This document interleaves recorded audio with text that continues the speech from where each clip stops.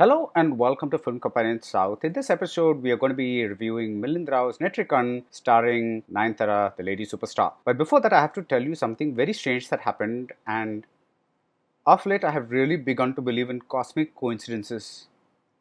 And today, I'm reviewing a movie called Netrikan, and my glass kind of fell down and this came off.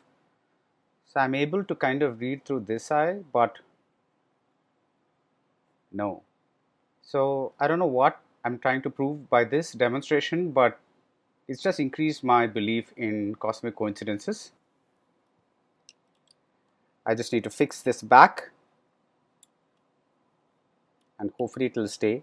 So anyway, on with the review. The title say Lady Superstar Nayanthara, and the film has the title of one of the films of the original superstar, Netrikan. So Nayanthara gets a full-on heroine introduction shot. First, the camera faces her back, then we see her kind of go up somewhere, and then finally, after a long time, we see the camera turn and we finally see her face. But what's most impressive about Milind Rao's thriller is how believable the heroism is, rather how believable the heroinism is. And one reason for this is surely Nayanthara herself.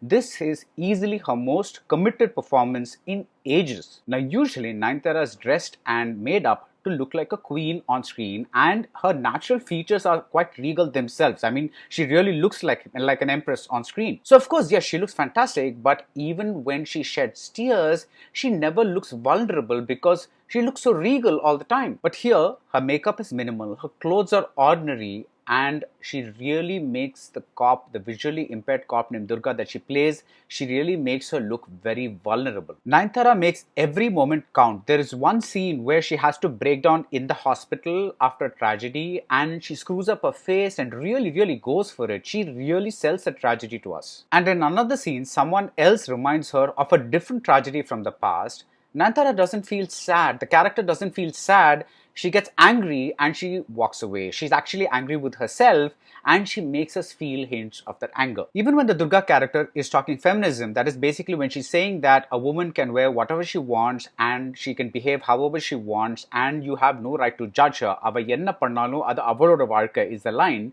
Even when she's saying things like this, it never comes across like a lecture. It looks like it's coming from somewhere deep within the character. The second reason the film works is because of the source material. It is based on a South Korean thriller named Blind.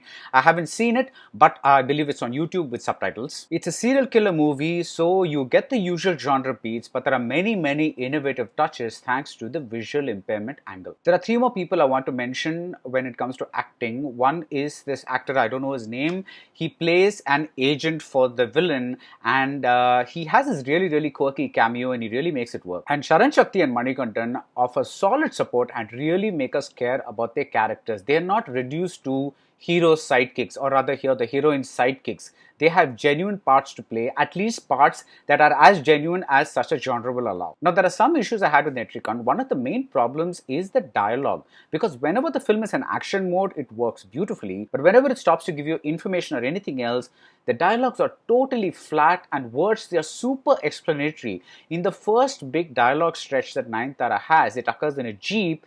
She tells us everything about her character. It's like one big information dump. It's not dialogue, it's an information dump. But like I said, whenever Netrikan is in action mode, which is in most of the time, it really works. Milind uses his camera beautifully. R.D. Rajashekar is the cinematographer, and one of my favorite scenes is not an action scenes, though all of them are shot very like really classically and innovatively.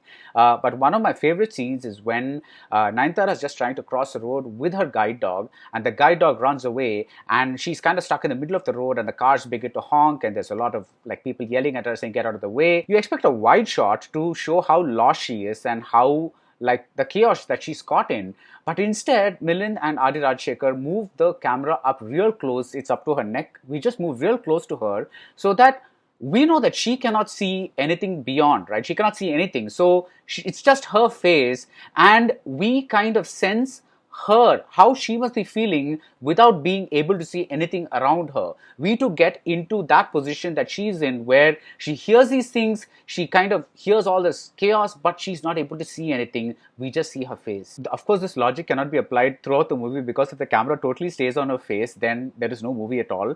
But it shows a director and cinematographer in thoughtful sync. Apart from the dialogues, another aspect that could have been much better is the villain, played by Ajmal. I really didn't quite buy him in this role, and I felt that even the things that he does, that is with the girls that he kidnaps, the way those scenes are fleshed out, I wish they had been done better and in a less generic way. A third problem I had with this film is that there is way too much background music, but that's a problem with almost all our films, so I guess we'll just have to let that one go. Like I always say, every movie is a series of pluses and minuses, and it's up to us to decide whether the pluses overweigh the minuses or it's vice versa. And here there are enough pluses to make you overlook these little things, because after a while the emotional arcs begin to cohere really well. I mean, again, to the extent that this genre will allow, the emotional arcs begin to cohere really well, and when somebody dies in a particularly sadistic way, you really feel for this person's death. It really gets to you. The arc of the closing scenes is predictable, but again, the believable heroism, rather the believable heroinism, makes it interesting to sit through. You know that nothing bad will happen to Nayanthara, but the way she gets out of these situations is not amped up. It stays at that believable level. But best of all, not one scene asks us or invites us to pity this character, either because she's a woman caught in such a horrible situation or because she's visually impaired.